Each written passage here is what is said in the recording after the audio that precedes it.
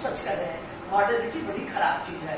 अब हम लोग को पोस्ट मॉडर्निटी पढ़ना चाहिए। मुझे याद है अपने स्टूडेंट्स काल का वह ईयर और शिक्षक काल का वह ईयर कि सब लोग पूरे हमारे इंडिया में जहां जाओ पोस्ट मॉडर्निटी बह गए। बस हम तो एकदम एक बहाव आएगा और हम तुरंत बह जाएंगे। क्या हमारी संस्कृति ऐसी थी? हमेशा हम लोगों ने बहुत शर्म लगती है कहते हुए कि जहाँ इतनी उच्चता है और ऐसे प्रकार के शब्दों का प्रयोग करते हुए, लेकिन हम ऐसे ही लोग हैं आधुनिकता में। जो कुछ भी आज भी विदेश से आएगा उसको पढ़ने में, उसको पढ़ाने में और उसको स्वीकार करने में, उसको हम ये नहीं करते कि हम तर्क की कसौटी पर कसे, अपने कल्चर की कसौटी पर कसे, अपने इतिहास की कसौटी पर कसे, अपने भूगोल की कसौटी पर कसे, वैसा नहीं करते। अब तो बहुत ज्यादा लोग सोचने लगे, समझने लगे, लेकिन जो वो लोग हैं उन्होंने परंपरा को निष्कासित कर दिया, हमने भी परंपरा को निष्कासित किया। हमारे बनारस के एक बहुत बड़े विद्वान हुए विद्यानिवास मिश्र। अब विद्या मैं हमेशा परंपरा और आधुनिकता का वो समझती थी, इन्होंने भी दीनदयाल उपाध्याय ने भी परंपरा आधुनिकता की बात की है, लेकिन उनके उदाहरण से हमको समझ में आया। वो कहते हैं अरे आधुनिकता क्या होती है? आधुनिकता भी परंपरा है। परंपरा का अर्थ है जो निरंतरता है। परंपरा में क्या है? निरंतरता है, जो निरंतर बह रही है उसको हम परंपरा कहते हैं। और इसलिए परंपरा आधुनिकता की कभी भी विरोधी नहीं है। केवल अंतर इतना है कि जब हम कोई बीज, इन्होंने भी उदाहरण बीज का दिया है, अपने दीनदयाल उपाध्याय जी ने भी बहुत बढ़िया उदाहरण दिया है। वो कहते हैं कि जब हम कोई बीज बोते हैं तो क्या होता है कि धीरे धीरे उसमें से एक पौधा होता है और फिर धीरे धीरे वो पौधा बड़ा होता है। तो पौधे के साथ साथ क्या होता है? घास हो जाती है। तो हमको क्या करना पड़ता है? उस पौधे की निराई और गुड़ाई करना पड़ता है ना। तो उस पौधे की हमको निराई और गुड़ाई करना पड़ता है ताकि वो पौधा अपने संपूर्णत्व को प्राप्त कर सके। इसलिए उस पौधे की हम निराई और गुड़ाई करते हैं और तब जाके वो पौधा पूरे अपनी पूर्ण क्षमता के साथ प्रस्फुटित होकर के, जिस भाव से हमने उस सीढ़ी को अनार का पेड़ है, मौसमी का पेड़ है, जिसका भी वो अपने पूरे रूप में विकसित होता है। तो क्या हम जब बीज बोते हैं, जब पौधा बड़ा होता है, इसलिए कि पौधा के अगल बगल घास उगाई है, तो हम लोग क्या करते हैं? पौधे को ही उखाड़ फेंकते हैं। क्या हमें पौधे को ही उखाड़ फेंकना चाहिए? इससे भी बड़ा उदाहरण मैं आपको दूं। जब हम अपने बच्चे को एक बाथटब में नहलाते हैं उस समय पानी बड़ा साफ होता है।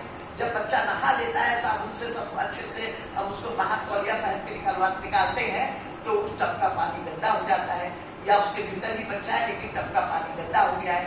तो हम क्या करते हैं? टब का पानी फेंकते हैं कि टब के साथ बच्चे को उठा लेते हैं?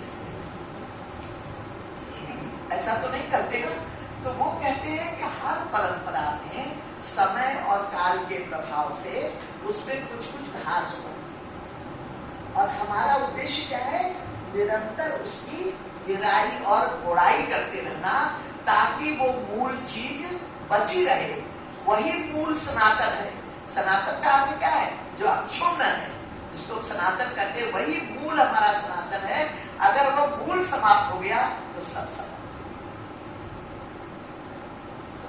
तो ये इसलिए हम लोग इस बात का ध्यान रखें कि जब हम बात करते हैं, जब हम आधुनिकता की बात करते हैं, तो आधुनिकता को हम इस अर्थ में लें कि जो परंपरा थी हमारी, उसकी हमने उसमें जो गलतियां हो गई थी। मनु तक कहता है कि दो प्रकार की चीजें होती है। एक जो है, एक वैल्यूज सनातन होते हैं, हमेशा के लिए होते हैं। कुछ वैल्यूज देश काल समय से बंधे होते हैं। जब वो देश काल बीत जाएगा तब उनका कोई महत्व नहीं होता, दे आर नॉट इम्पोर्टेंट, तो उनको हम डिस्कार्ड कर सकते हैं। लेकिन अन्य जो चीजें हैं उनमें जैसे जैसे जो चीजें आती हैं उनको हमें क्या करना चाहिए? उसकी निराई और गुड़ाई करना चाहिए, न कि हमको उसको विभत्स रूप में हमारे मूल को खत्म कर दे और फिर विभत्स रूप में आपके सामने प्रस्तुत करें और कहे यही हिंदुस्तान है, यही भारतवर्ष का धर्म है। तो ऐसा करने से बार बार दीनदयाल उपाध्याय जी ने उन्होंने जो लेक्चर्स दिए उन्हीं का तो संकलन है इंटीग्रल ह्यूमनिज्म, और इसीलिए उन्होंने उनको इंटीग्रल कहा। आप देखिए धर्म अर्थ काम मोक्ष चारों को कैसे इंटीग्रेट करें। सीड है, पौधा है और उसके बाद जो फुल फ्लेजेड पेड़ है उसका कैसे समन्वय करें, व्यक्ति में जो डिफरेंट चेतना के स्तर हैं उसका कैसे समन्वय करें, हर प्रकार से कैसे हम इन सब का विरोध करें और कैसे समन्वय करें, इस बात पर उनका वो बल रहता है। मैं सोचती हूँ कि ये आप समझ गए होंगे। अब देखिए, आप वो जो है वो कहते हैं वेस्ट से आने वाली किसी भी विचारधारा को अगर तुम उसी रूप में अपनाओगे तो उसके परिणाम बहुत भयंकर होंगे। जैसे उन्होंने कहा सोशलिज्म, अगर समाजवाद, वो विनोबा जी के अंत्योदय में विश्वास करते हैं, वो कहते हैं जो समाजवाद की अवधारणा है ये लेटर ऑन किस में बदल जाती है, स्टेट कैपिटलिज्म में। जैसा हुआ कि नहीं, वहां पर स्टेट को जो पहले लाते हैं डिक्टेटरशिप ऑफ द प्रोलेटेरिएट को, संक्रमण काल क्या है, डिक्टेटरशिप ऑफ द प्रोलेटेरिएट है। तो उस काल में क्या होता है, राज्य बहुत शक्तिशाली हो जाता है, और राज्य जब बहुत शक्तिशाली हो जाता है तो आप उसको क्या हो जाता है, फिर वो हमारे लिए बहुत हानिकारक हो जाता है। जो कंसंट्रेटेड पावर है वो हमेशा व्यक्ति के ऊपर, किसी भी युग में देखे, वो हमेशा व्यक्ति को बहुत प्रकार से क्षति पहुंचा सकता है। तो कहते हैं सोशलिज्म में, वो कहते हैं मार्क्सिज्म में बिलीव नहीं करता हूं मैं, क्योंकि मार्क्सिज्म का जो डायलेक्टिक थियरी है इसमें मैं बिल्कुल बिलीव नहीं करता हूं कि हर चीज पहले थीसिस होगी, फिर उसका एंटीथीसिस होगा, फिर उसका सिंथेसिस होगा, फिर थीसिस आएगा। बोले कभी विकास इस रीति से नहीं होता है। जो कहते हैं कि थीसिस होगा तो एंटीथीसिस होगा, क्यों एंटीथीसिस होगा? हो सकता है थीसिस सिंथेसिस में सीधे जाए। कोई कभी नहीं कहते कि थीसिस के बाद एंटीथीसिस, जिसको कि हिस्टोरिकल मेथड कहते हैं, जिसको डायलेक्टिकल मेथड कहते हैं, और बहुत साइंटिफिक मेथड बताया। अब मार्क्स ने जब एशिया की व्याख्या की, हिंदुस्तान की व्याख्या की, तो हिंदुस्तान को बहुत कंजर्वेटिव माना उसने, हिंदुस्तान की उसने बहुत बुराई की। तो कहने का अगर आप इसी मेथोडोलॉजी में बिलीव करते हैं तो आपको क्या अपना देश और यूरोप, जर्मनी से आप इंग्लैंड गए, अब उनका बहुत योगदान है। देखिए जब मैं मार्क्स को पढ़ाती हूँ तो बहुत भावुक हो जाते हैं, जो उनकी अच्छी चीज है, विशेष करके उनका जो कॉन्सेप्ट ऑफ लिबर्टी है, जब वो कहते हैं लास्ट कैपिटल में The realm of freedom begins where necessity ends। जब मैं आपको ये बातें कह रही हूँ तो इसका ये मतलब नहीं मैं उनका अवमूल्यन कर रही हूँ, मैं उन बातों की ओर इशारा कर रही हूँ जो बातें हमने स्वीकार की और हमें स्वीकार नहीं करना चाहिए था अपनी इस बुद्धि से। तो ये हमेशा हम लोग, ये लोग रीजन में विश्वास करते हैं, प्लेटो, एरिस्टोटल, रूसो, हेगेल, ये लोग सब किसमें विश्वास करते हैं, रीजन, रैशनैलिटी। गांधी जी ने रीजन को कंप्लीट नहीं माना। उन लोगों ने ये कहा, दीनदयाल जी ने भी कहा कि ये सब टेक्नोलॉजिकल रैशनैलिटी को मानते हैं। हम टेक्नोलॉजिकल रैशनैलिटी में विश्वास नहीं करते हैं, हम सब्सट्रैक्टिव रैशनैलिटी में विश्वास करते हैं, जो रीजन विजडम के द्वारा संचालित हो। खाली रीजन हमको कहाँ ले जाएगा? चोर भी बहुत बुद्धि होती है, बिना बुद्धि वो चोरी नहीं कर सकता। तो आप किताब पर किताब लिखे जा रहे हैं और उस किताब और जीवन में कुछ नहीं है, तो आप बताइए कि वो हमारे किस काम का होगा? कितने लोग उन किताबों को पढ़ेंगे जब तक आपके आचार में न हो? हमने इसीलिए शिक्षक नहीं कहा अपने ग्रंथों में, उसे आचार्य कहा, जिसके आचरण में। याद रखिएगा, शिक्षक नहीं, शिक्षक भी बहुत अच्छा शब्द है, पर हमारे धार्मिक ग्रंथों में, धर्मशास्त्रों में उसको आचार्य कहा गया। आचार्य आप तो पढ़ते ना, आप जब कौटिल्य का अर्थशास्त्र देखते हैं तो हमेशा चंद्रगुप्त क्या कहता है, आचार्य आप कृपया यह बताएं। आचार्य का मतलब है जिसके आचरण में है। तो हम लोग ये कहना, हम आपसे ये बात कहना चाहते हैं कि इस बात का हमको हमेशा ध्यान रखना होगा कि हमारे जो भी शब्द हैं, हमारी जो भी कृति है, हमारी जो भी अभिव्यक्ति है, वो केवल वहां की मानसिकता से और वहां की परंपराओं से ही दूषित ना हो। अगर उनमें कोई अच्छी परंपरा है तो उसको हम ग्रहण करें, लेकिन वो कैसे ग्रहण होनी चाहिए? It should filter through the window of our own culture, the window of our own history. तब वो क्या बनेगी? तब हम उस मिट्टी को, तब हम उस वो जो चीज है उसको हम ग्रहण कर सकेंगे, अन्यथा हम उसको ग्रहण नहीं कर सकेंगे। ये जो कॉलोनियल माइंडसेट है हमारा, ये जाना चाहिए।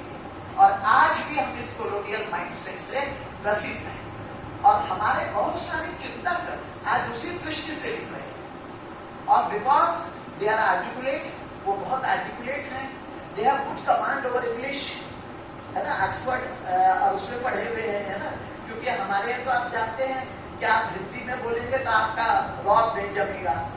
आप किसी ऑफिस में जाएंगे, चाहे गला सलत अंग्रेजी बोल दें, लेकिन क्या है कर देंगे, लेकिन आपका बड़ा रौब जम जाएगा, चलेगा ना, आपको बोरिंग नहीं लग रहा होगा, मैं इस तरह से आपको बढ़ा रही हूँ। तो आप बहुत जो है आप क्या बात है भाई, अपनी भाषा पर हमें गर्व नहीं है, जो भी हमारी भाषा है उस पर हमें गर्व नहीं है। कैसे इंसान है हम, है ना, कितनी कि हर भाषा, जितनी भी भाषा है भारतवर्ष में, तमिल में जाइए, क्या रिच भाषा है, तो कितनी भाषा है, उन भाषाओं से सीखने की। अब तो देखिए जो हमारी लैंग्वेज कमीशन की जो रिपोर्ट है उसमें कहा गया है क्लास 8 तक बच्चे अपनी ही भाषा में पढ़ेंगे, क्योंकि अपनी खाली अंग्रेजी सीखने में हमारे बच्चों का इतना समय वेस्ट हो जाता है, इतना है कि हर चीज को कि वो जो कंटेंट है उसको वो सीख ही नहीं पाते, वो अपने दिमाग का ही उपयोग नहीं कर पाते, क्योंकि हर समय इंग्लिश में ये नहीं करें इंग्लिश सीखना खराब है। अब ये मतलब नहीं है कि इंग्लिश सीखना खराब है, हर भाषा सीखिए, इंग्लिश सीखिए, फ्रेंच सीखिए, जर्मन सीखिए, जितनी भाषाएं आप सीख सकते, तमिल सीखिए, उर्दू सीखिए, जितनी भाषाएं आप सीख सकते हैं, लेकिन इसका ये अर्थ नहीं है कि आप अपनी मातृभाषा का अनादर करें। उसको मातृभाषा कहा जाता है, माँ कहा जाता है, क्योंकि आपने बचपन में सबसे पहले पैदा होते ही जिस भाषा में अपनी माँ को पुकारा है वह क्या है, आपकी मातृभाषा है। तो इस मातृभाषा को कोई अच्छा से मिले, कोई अच्छी हिंदी बोलता है, अच्छी संस्कृत बोलता है, अच्छी उर्दू बोलता है, तो कितना अच्छा लगता है हम लोगों को, जैसे लगता है कोई रस बोल रहा है। तो इसलिए हम अपनी भाषा पर भी गर्व करना सीखें, क्योंकि यह हमारे देश का जिसको कहना चाहिए कि बहुत विकट स्थिति है कि हमने अपनी भाषाओं को जो इंग्लैंड की जो अच्छी किताबें थी, अन्य भाषाओं की जो अच्छी किताबें थी, उनका हमने हिंदी में अनुवाद किया। तो जो बच्चे अंग्रेजी नहीं जानते हैं वो उन किताबों को ओरिजिनल टेक्स्ट में नहीं पढ़ पाते। ये दोष हमारा, हमारी भाषा का नहीं, भाषा पर मत दोष डालिए, ये हमारा दोष है। अब बताइए कि थाईलैंड गई मैं, तो मैंने तो लेक्चर अंग्रेजी में लिखा था, लेकिन उनके यहाँ से जो किताब आई उसमें मेरा लेक्चर थाई लैंग्वेज में, कहा भी अंग्रेजी में बहुत बाद में पब्लिश करेंगे, पहले थाई में पब्लिश करेंगे। आप जापान चले जाइए, आप इंग्लिश में लेक्चर देंगे, सबसे पहले अगर है वो पहले जापानीज भाषा में उसका ट्रांसलेशन होगा, तब वो आपकी भाषा में उसका ट्रांसलेशन होगा।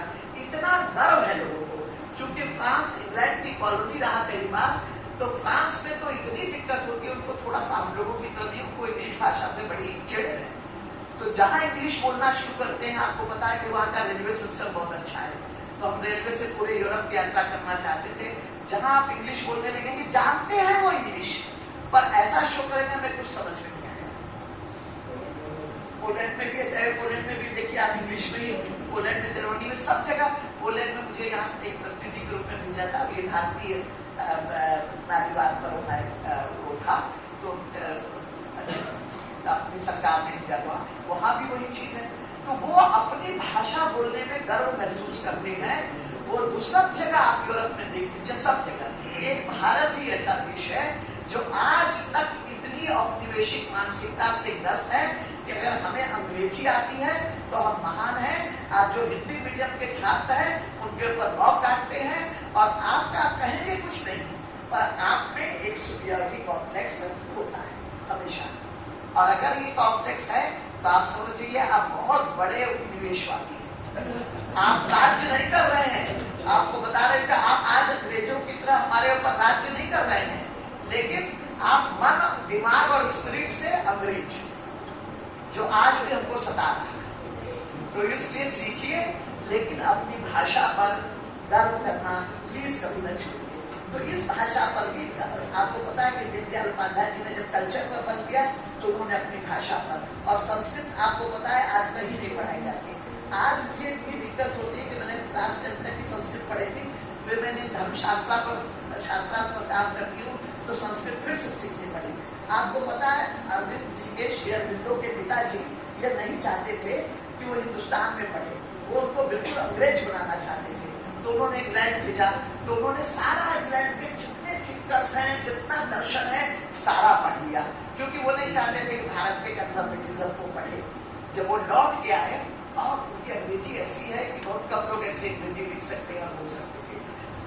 जब वो आए हिंदुस्तान में, कहीं से उनको उपनिषद की एक कॉपी मिल गई जिसका इंग्लिश में ट्रांसलेशन था। जब उन्होंने पढ़ा उसको एकदम अचंभित रह गए और उन्होंने और ट्रांसलेशन मंगवाया। फिर उन्होंने कहा नहीं, मैं संस्कृत भाषा को सीखूंगा, और संस्कृत भाषा पर उन्होंने कमांड हासिल किया। और फिर आपने देखा है कि सभी वेदों पर उन्होंने अपना भाष्य लिखा है।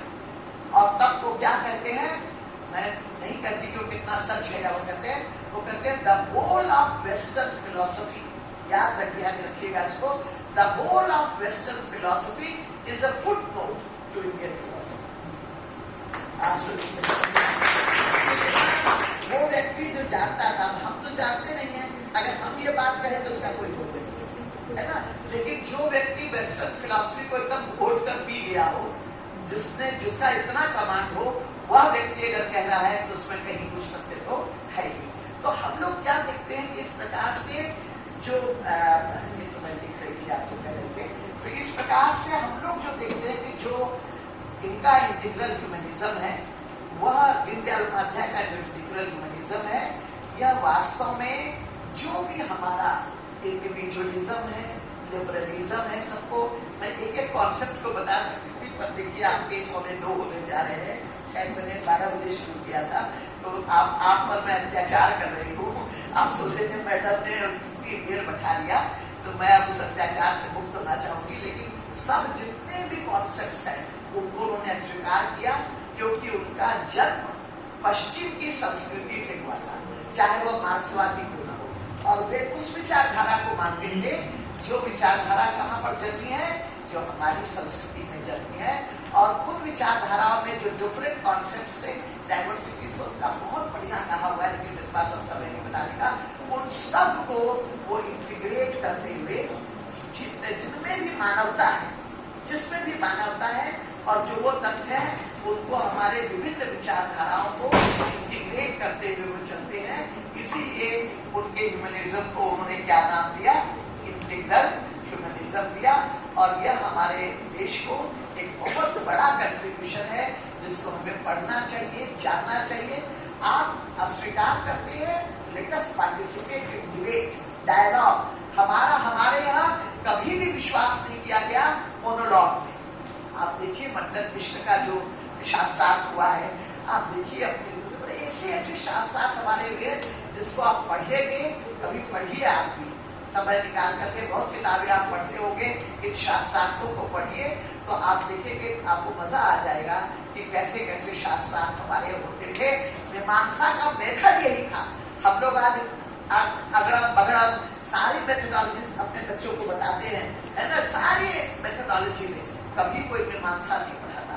मीमांसा की मेथोडोलॉजी क्या है कि आप जैसे अरस्तु को बताना है प्लेटो के बारे में, प्लेटो को क्रिटिसाइज करना है, तो पहले अरस्तु प्लेटो को एकदम घोट के पी जाएगा और प्लेटो की एक एक किताब का इस प्रकार अध्ययन करेगा, और पहले वो सबको प्लेटो के बारे में बताएगा और इस प्रकार से बताएगा जैसे प्लेटो स्वयं बोल रहा है।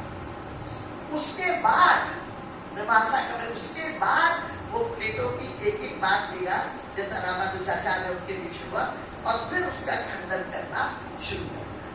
तो आपको खंडन करने का अधिकार कब है, जब आप उसको पूरी तरह समझ लें।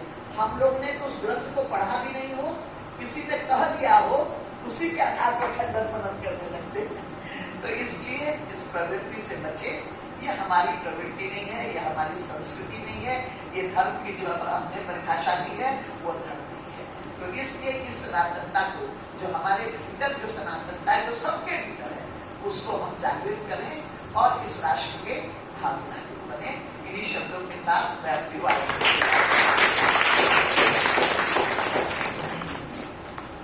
Thank you so much, ma'am, for such an integrative as well as comprehensive, I can say, lecture, and your insights. And you spoke on not only on the thoughts and ideas of Deen Dayal, but you linked it with the distinctive elements of Indian political philosophy, and you compared him with other thinkers. And basically what we heard in last 1.5 hours is about creating an alternative epistemology of individualism, where an individual is deeply embedded in not just a community or society, but he's deeply embedded in humanity altogether. And that's how she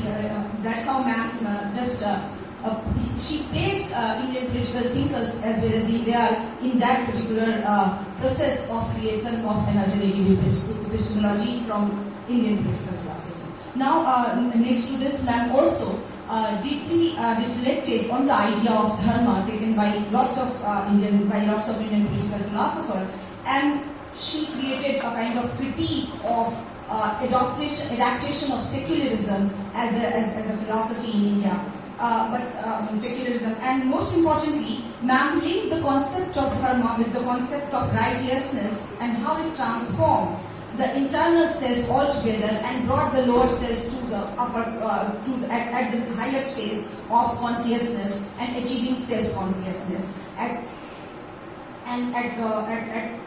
third level, she also discussed about the idea of culture and the way Indian political philosopher reflected on the concept of culture and how the humanity is a base of conceptualization of culture in Indian political philosophy, as well as the thoughts and ideas of Pandit Deen Dayal Upadhyay. With this, I would conclude this whole session and would like to extend my gratitude to ma'am for such a fascinating lecture. But I have a couple of questions regarding this, and I would begin with this, ma'am. The first question is that when we say that we need to work on our own cultural tradition and all, so I would seriously want to think about how can we actually talk about Indian culture and Indian traditions and Indian tradition in political philosophy through Deen Dayal, and can escape through the idea of binarization of East and West. So this is, and there are a couple of more questions, but before asking my questions, I will invite few questions from students on the topic on the topic. Yeah, briefly, one or two questions, quickly. I think everybody is in awe of ma'am's lecture. तो अभी किसी के मन में कोई सवाल नहीं है, सब विभूत मतलब उसमें पूरा विभूत है पूरी रीजनिंग परंपरा में. गांधी के दीदार पर के सामने ऑडियो सिस्टम है आपका. जब भी हम गांधी को या जो आपने आइडिया डिस्कस किए हैं, हिंदुइज्म, कल्चर, रिलीजन और व्हाटएवर, फ्रीडम, मॉडर्निटी, जब दीनदयाल उपाध्याय के आइडियाज हम सेम टॉपिक्स पे पढ़ते हैं